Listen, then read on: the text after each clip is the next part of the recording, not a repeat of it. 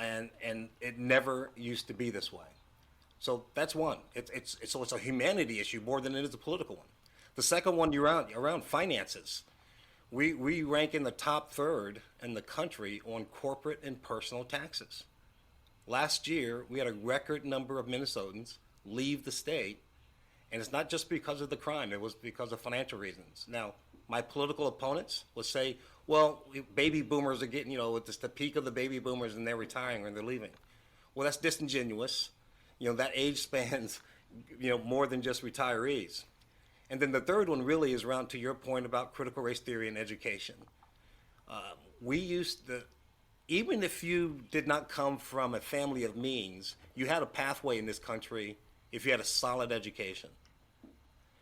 And that's being altered. Even in some of our best schools, our test scores, standardized test scores, are stagnant or declining in our state. So, if anything, all three of those things are more things that are bread and butter, what Minnesotans care about, not just Republicans and Democrats. What do you think is going to be the hardest decision you're going to be faced with? Well, my values are pretty locked and set. Again, this is less to do with politics. When it comes to making a decision on, like for example, we just had a shooting here, police shooting, just this week, just a few days ago. They had a no-knock warrant. The police went in, and they woke up a guy that was sleeping on a couch, and he had a gun in his hand. It wasn't pointed toward them yet, but I don't know if you need to wait for it to be pointed towards you, but he wasn't the subject of the warrant. He was in the wrong place at the wrong time. And again, we don't know this guy's background. Those type of situations where you have to say, you know what, you can't fault the police for the shooting. You don't want to wait until he turns the gun on someone and then shoots and then you can fire back. By that time, you have someone that's killed on both sides. And it's one of these situations. What do we tell our communities? You know what? At the end of the day, one of the things I'm big about is in the black community, we've gone from 80% two-parent families to 80% fatherless homes in my lifetime. We need to start having a conversation in the community because we're not socializing our kids to the norms of society, the rules of society. And they're getting the brunt of it. The kids are getting the brunt of it in schools and in our society and these confrontations with police. Those are going to be some tough questions, some tough answers, and tough things that I'm going to have to face. But I think it's time. I think it's time in our community that we're ready to have these kind of tough conversations. Yeah, the police shooting issue is a really tricky one because we'll see in now with the rise of the internet and everyone's got a phone or a camera in their pocket, we can now have eyes in a lot of different scenarios or a lot of different situations that even just 10 years ago weren't accessible to the average American. And the tricky part of it is that sometimes we're led to believe that some of these shootings are one story and they turn out not to be. And that happened in Ferguson, Missouri, where we're led to believe this cop is a violent murderer, and turns out it was the complete opposite. And then sometimes we see stories where it turns out maybe the cop did make a really big mistake. Like here in Fort Worth, Tatiana Jefferson was shot inside her own bedroom from a cop who broke into her, didn't break in, but went into her backyard and wasn't even supposed to be there. So there's two completely different scenarios, and I think we lump them all into one, but it's a really tricky spot that we're asking the police officers to make decisions in that moment. And it seems like a lot of times we don't recognize the difficulty of the decision that a citizen is being forced to make too. And I'm not super familiar with the shooting that happened recently in your area, but do you think that can be solved by the family structure that you're alluding to, or at least how much of it do you think could be solved by that? Well, there's two scenarios. So the family structure one, but the other one is, we have to get the public to understand, even when we have these videos, is that we don't adjudicate decisions like this in the moment. We have a process that works. and we have to be patient enough and have the emotional intelligence and emotional capacity to withhold judgment until we get all the facts, and then let the process work through itself. It does work. Sometimes it's very slow. We want it to work faster, but our system does work, and we can't adjudicate it on one segment, to your point, of a video clip. Yeah. Yeah, it's really tough, right? Every time those stories come out, it seems like everybody's already made a decision on how they will, how they're going to interpret it, and people kind of get further and further to each extreme. Some people say, "Oh, obviously I've got all the information. The cop is evil," or "Obviously I've already got all the information. The cop was completely in the right," and that it seems really dangerous to make such quick decisions about how to interpret these very complex situations.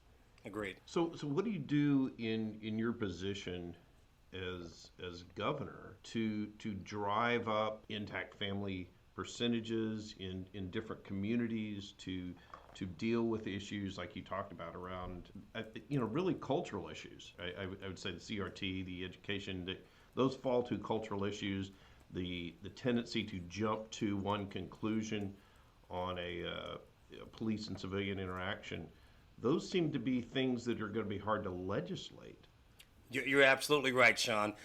This is something that's interesting. So, over the course of my career, and especially starting in the military, this is what leadership influence is called. Okay, you don't need a title to have leadership influence in your culture, and what the office of governor allows someone to do is, yes, manage things through legislature, but also leadership influence. So let me give you an example. We have one president that was actually baptized in the Christian faith while he was served in office. He had a significant influence in the country almost unconsciously by just leading by example of his faith, and that was Dwight D. Eisenhower. Commanded the largest army known to mankind ever in history, 10 days into his first administration. At that time that he entered office, I think 50% of the population attended church on a regular basis. When he left office, we had the very first national prayer breakfast, and God We Trust was put on currency, on most of all of our currency. We had the Pledge of Allegiance was incorporated under God. It's all those things, and after that, after you set nearly 70% of the country now was attending church on a regular basis. Now, were they all behaving in that certain way? But it changed influence, without one legislation. And the thing I want to focus on, especially in the black community, is that in my lifetime we've never focused on getting it back. This whole idea of the intact nuclear family. We had nothing during the pre-civil rights era. We had nothing, but we had faith, family, and education, and that sustained us through the worst of times. And it produced a lot of very influential and successful people. And we can get that core nature back without any legislation. That's cultural decisions and rooted in faith, family, and education. One of the things we have to do, though, and we can do this legislatively, is we don't incentivize fatherless homes. We're financially incentivizing that. And we're also de-incentivizing marriage across the board, regardless of race. We're doing this at the federal level and at the state. Thank you so much, Kendall. I really appreciate your insight, and I feel like I learned a new perspective today. Where can people from the state of Minnesota and from the rest of the country, where can they connect with your campaign and hear more about what you've decided to stand for? Sure. Its website is KQ for Minnesota, so KQFORMN.com, KQFORMN.com. Perfect. We'll put that in the show notes and make sure that all of the listeners can find a way to connect. Again, thank you so much. I know we had limited time this morning, so thank you for making time on a Sunday morning for us.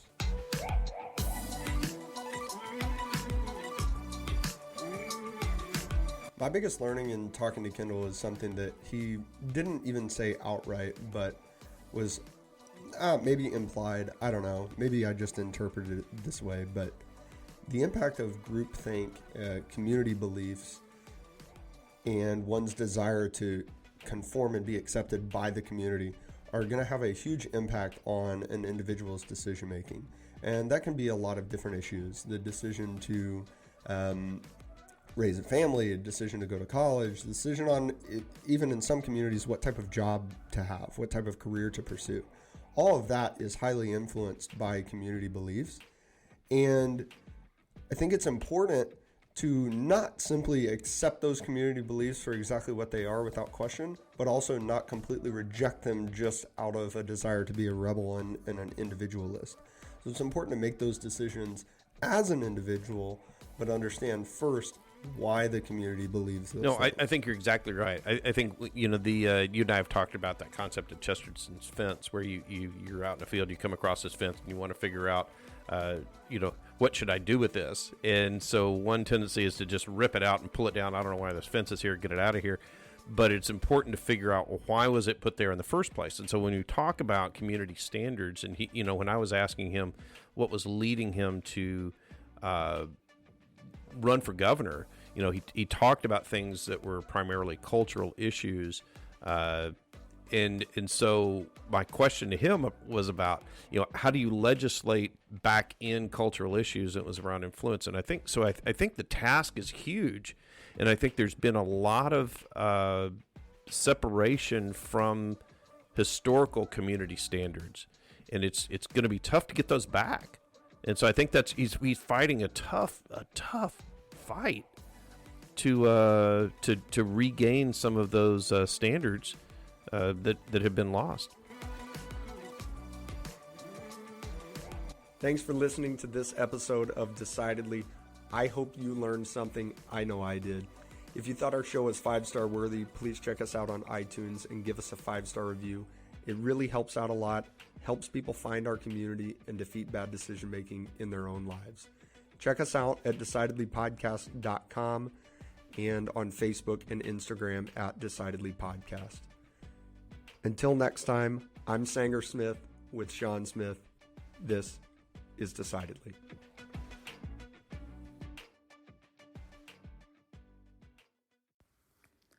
Thanks for tuning in to this week's episode of the Decidedly Podcast. To be notified when new episodes are released, be sure to subscribe on your favorite podcast platform. And while you're there, drop us a 5-star review because it helps more people defeat bad decision-making right alongside you. For show notes, decision-making insights, more episodes, and links to resources mentioned in this episode, check us out at decidedlypodcast.com. If you'd like us to help you make a decision, leave us a message at decidedlypodcast.com/makemydecision for a chance to have your question featured in an upcoming episode. For more decision-making content, check us out on Instagram or Facebook at Decidedly Podcast. As always, thanks for listening. This is Decidedly.